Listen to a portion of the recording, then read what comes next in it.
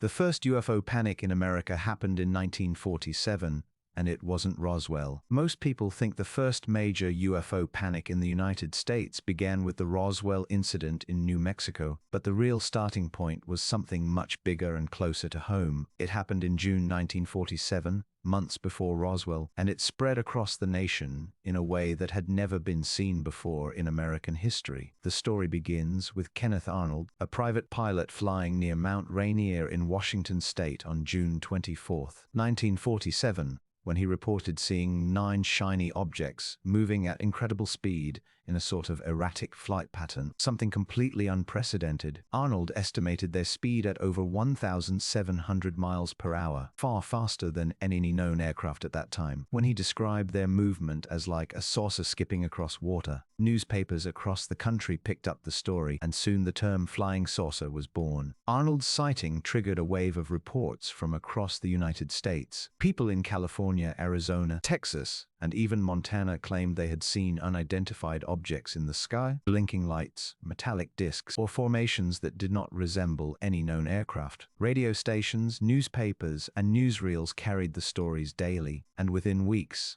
America was gripped by a new kind of fear and fascination. One particularly vivid report came from Maurice D. O'Hare in Phoenix, Arizona, who claimed to have seen a silvery flying disc so large it reflected the sun like a mirror and seemed to follow his car as he drove. His description made headlines and added fuel to the growing public excitement. The panic wasn't limited to eyewitness claims. It also became a cultural phenomenon. People held informal watch groups, amateur search parties, and community meetings to discuss sightings and theorize about extraterrestrial visitors. This was the first time in American history that unidentified aerial phenomena had captured national attention on such a scale. Long before Roswell would ever enter the conversation, government officials tried to calm the public, but their statements often had the opposite effect. The U.S. Air Force soon launched an investigation called Project Sign, which later became Project Grudge and eventually Project Blue Book, to collect and analyze UFO reports. Even though the official stance was skepticism, the existence of a government investigation added legitimacy in the eyes of the public. When Roswell did occur in July 1947, the media had already trained the public to be alert for strange aerial phenomena. Arnold's flying saucers became the foundation of UFO culture in America, inspiring books, movies, and decades of speculation, and making 1947 the year that Americans first collectively looked to the skies